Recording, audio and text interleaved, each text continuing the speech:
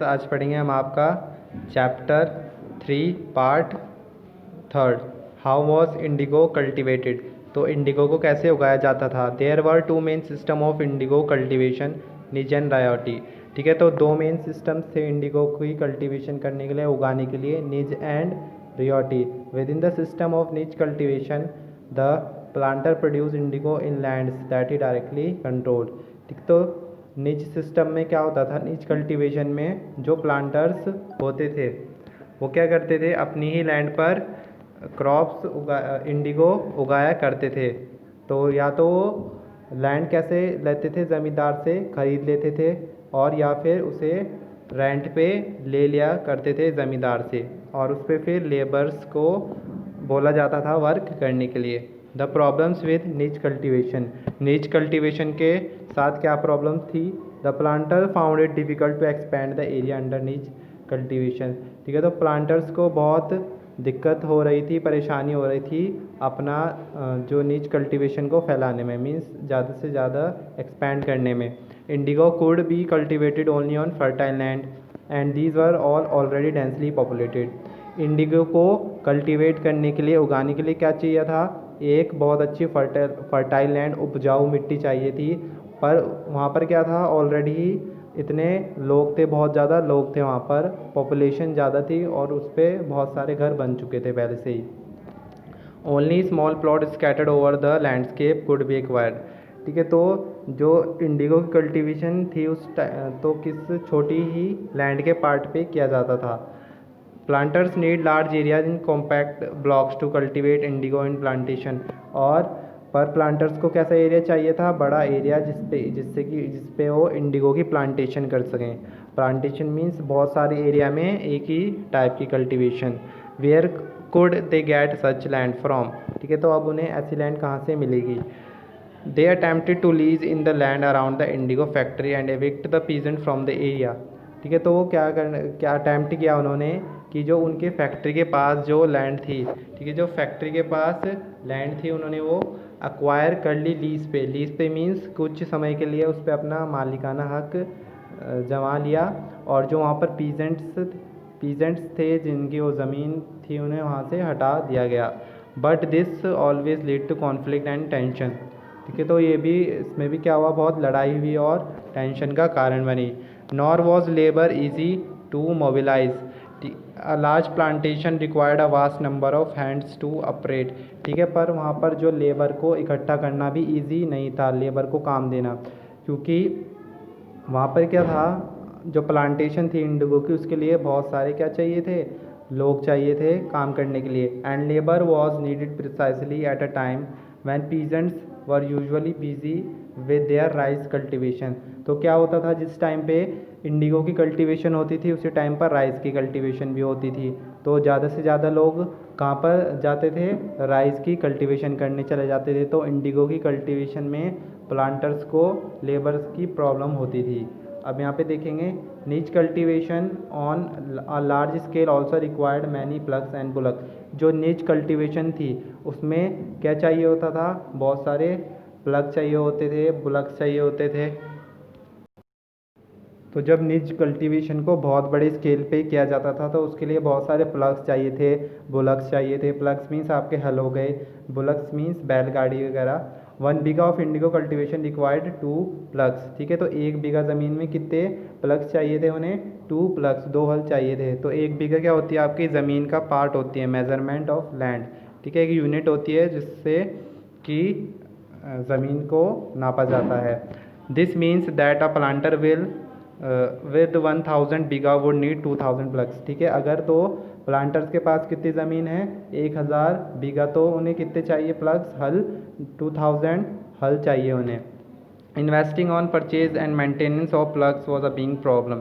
ठीक है, तो उनमें इन्वेस्ट करना पैसा, उसको ख़रीदना और उनको मेंटेन करना, संभाल कर रखना हल को, तो ये बहुत बड़ी प्रॉब्लम थी।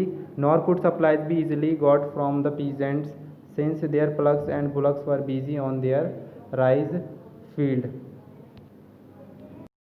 तो जो वो उगाते थे इंडिगो वगैरह, तो उसकी सप्लाई करना भी इजी नहीं होता था, क्योंकि जो प्लग्स और बुलक्स कहाँ पर बिजी होते थे उस टाइम में, राइस की फील्ड्स पर। ठीक है, तो जिस टाइम इंडिगो की कल्टीवेशन होती थी उसी टाइम ही इसकी कल्टीवेशन की जाती थी, राइस की। तो सारा सामान तो वहाँ पर रहता था, है ना। Again exactly at the time Indigo planters needed them, तो जिस टाइम इंडिगो प्लांटर्स को चाहिए होते थे वो उन्हें नहीं मिल पाता था, इसमें भी बहुत प्रॉब्लम होती थी। Till the late 19th century planters were therefore reluctant to expand the area under nij cultivation. ठीक है, तो लेट 19th सेंचुरी में क्या हुआ, प्लांटर्स को क्या नहीं मिला,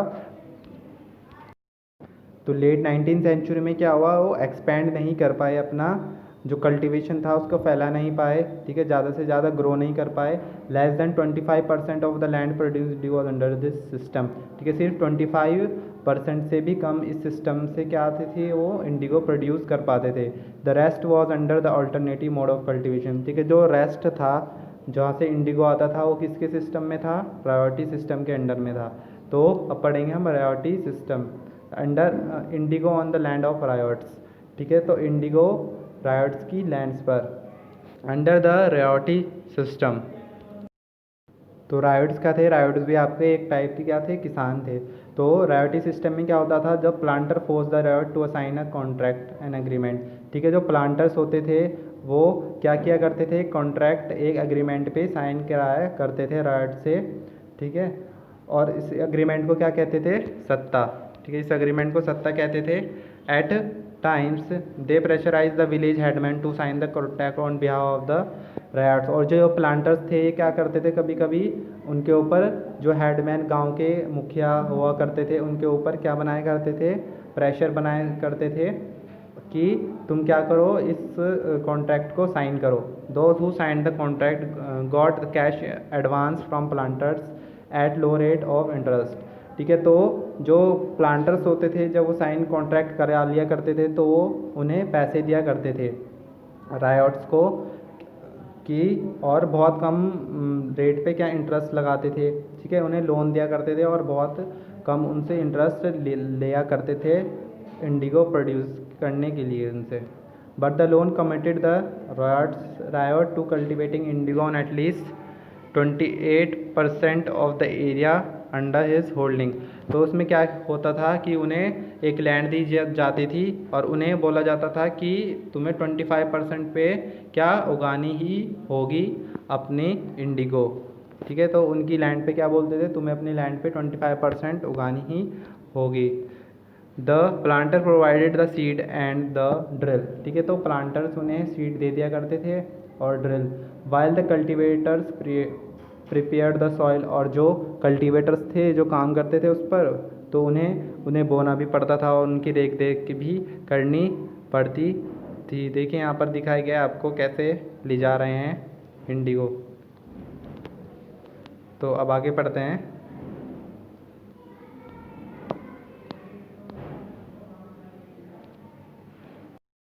तो क्या होता था, जब वो इंडिगो प्रोड्यूस कर लेते थे तो उन्हें हार्वेस्ट करके अपनी बुलक्स वगैरह पे तो उन्हें फैक्ट्री ले जाना पड़ता था indigo. When the crop was delivered to the planter after the harvest a new loan was given to a ryot. ठीक है, जब वो क्रॉप वहाँ पर डिलीवर्ड कर देते थे इंडिगो, तो उसके बाद क्या, जो रायोट थे उन्हें दोबारा से लोन दे दिया करते थे और ये साइकिल ऐसे ही चलती रहती थी। मीन्स उन्होंने यहाँ से पास की अपनी क्रॉप, उन्हें फिर दोबारा से लोन दे दिया जाता था, तो ऐसे ही साइकिल चलती रहती थी और वो ज़्यादातर कर्जे में ही रहते थे ryots. Peasants who were initially tempted by the loan soon realise how harsh the system was. पर धीरे धीरे उन्हें पता चला कि ये सिस्टम कितना क्या है, हार्श है, कितना बुरा है, क्योंकि उन्हें लोन के अंदर दब जाते थे वो, तो उनके लिए सिस्टम बहुत ख़राब था। The price they got from the Indigo they produce was very low. ठीक है, तो और जो इंडिगो से उन्हें प्राइस मिलता था वो बहुत कम मिलता था, पैसे भी बहुत कम देते थे और ये साइकिल कभी भी ख़त्म नहीं होती थी। There were other problem too, यहाँ पर एक और प्रॉब्लम थी। The planter usually insisted that indigo be cultivated on best soil. जो प्लांटर्स थे उन्हें फोर्स करते थे कि बेस्ट सॉइल पे ही क्या करना है, तुम्हें इंडिगो उगाना है। विच पीजेंट प्रीफर्ड, और जिस पे कि पीजेंट्स क्या उगाया करते थे, राइस। जिस पे राइस उगाया करते थे वो क्या बोलते थे प्लांटर्स, नहीं तुम्हें क्या कराना है, इंडिगो उगाना है। Indigo moreover had deep root and it exhausted the soil ability. तो इंडिगो की क्या होती है, बहुत अंदर तक जड़ें फैली हुई होती हैं और ये मिट्टी को पूरा क्या कर देती हैं, अंदर से ख़राब कर देती हैं। After an indigo harvest the land could not be sown with rice. अगर एक बार लैंड पे क्या इंडिगो बो दिया गया है, उसके बाद वो राइस की कल्टीवेशन के लिए नहीं बचती थी। The blue rebellion and after. तो अब क्या हुआ कि जो पीजेंट्स थे बार बार उन्हें लोन दे दिया करते थे, है ना, और उन्हें कम प्राइजेस दिया करते थे और उन्हें राइस भी उगाने नहीं देते थे। तो अब क्या हुआ, उन्होंने क्या किया, the blue rebellion and after. Blue rebellion क्यों, इंडिगो का कलर कैसा होता है, ब्लू। तो अब क्या की उन्होंने, रिबिलियन की। तो अब क्या किया, जो रायट्स थे उन्होंने क्या किया, रिबिलियन, विद्रोह किया। तो इन 1859, तो मार्च 1859 में क्या हुआ, हज़ारों की तादाद में जो रायट्स थे बंगाल्स में, तो उन्होंने मना कर दिया कि हम अब इंडिगो नहीं उगाएंगे। As the rebellion spread, ryots refuse to pay rents to the planters. ठीक है, तो अब क्या हुआ, जैसे कि उन्होंने ये प्रोटेस्ट शुरू की है, विद्रोह शुरू किया, तो उन्होंने मना कर दिया कि हम तुम्हें कोई रेंट नहीं देंगे प्लांटर्स को। और उन्होंने क्या किया, इंडिगो फैक्ट्री पे अटैक कर दिया, वही अपने तलवार से, स्पीयर्स, धनुष बाण से। और जो वुमेंस थी turn up fight with pots pans. और वुमेंस किससे फाइट करने लग गई, पैंस जो घर में किचन के सामान होते हैं, पॉट मटके से, पैन होता है किचन इम्प्लीमेंट से। ठीक है, those who were planters were specially boycotted and was, जो वहाँ पर वर्क किया करते थे प्लांटर के साथ, तो जो लोग थे वहाँ से उनसे बात नहीं किया करते थे, जो गाँव में लोग थे। And the gomasthas agents of planters who came to collect revenue were beaten up. ठीक है, जो गोमस्थास थे जो कि प्लांटर्स बेचते थे, किसे, रेंट कलेक्ट करने के लिए, उसे भी बजाया करते थे। Ryot swore they would no longer take advance to sow indigo nor be bullied by the planters। ठीक है, तो रायट्स ने कसम खा ली थी कि अब वो और देर तक कुछ काम नहीं करेंगे प्लांटर्स के लिए, कुछ एडवांस नहीं लेंगे उनसे, और अब उनकी बिल्कुल भी नहीं सुनेंगे। Be bullied by planters lathiyals. Lathiyals क्या होता था, प्लांटर्स अपने साथ क्या रखते थे, लाठी लेकर रखते थे, अगर वो उनकी बात नहीं मानता था कोई तो वो उनसे पिटाई किया करते थे। ठीक है, तो अब वो क्या कहते हैं कि अब हम इनसे नहीं डरेंगे बिल्कुल भी। Why did the Indigo peasant decide that they would know longer remain silent. ठीक है, तो क्यों जो इंडिगो के पीजेंट्स थे उन्होंने क्यों डिसाइड किया कि वो अब चुप नहीं रहेंगे। What gave them the power to rebel. तो कहाँ से उन्हें इतनी पावर आई। Clearly the indigo system was intensely oppressive. ठीक है, तो हमें क्लियरली क्या था, इंडिगो सिस्टम क्या था उनके लिए, बहुत ऑपरेसिव था, मीन्स पीड़ादायक था, पीड़ा देने वाला। तो But those who are oppressed do not always rise up in rebellion, they do so only at times। पर जो इस उत्पीड़न से गुजर रहे थे, जो पीड़ित थे, वो हमेशा क्या नहीं कर सकते थे, विद्रोह नहीं कर सकते थे, वो भी उनका भी कोई एक टाइम होता था विद्रोह करने का। In 1859 the indigo ryots felt they had the support of the local zamindars. ठीक है, तो 1859 में क्या हुआ, जो इंडिगो राइट्स थे उन्होंने क्या फील किया कि जो जो ज़मींदार थे और विलेज हेडमैन्स थे, तो वो मदद कर रहे थे प्लांटर्स की रिबिलियंस में, मीन्स विद्रोह करने में। तो in many village headmans who had been force to sign indigo contract mobilise the indigo peasants and fought pitch battles with the लाथियाल्स।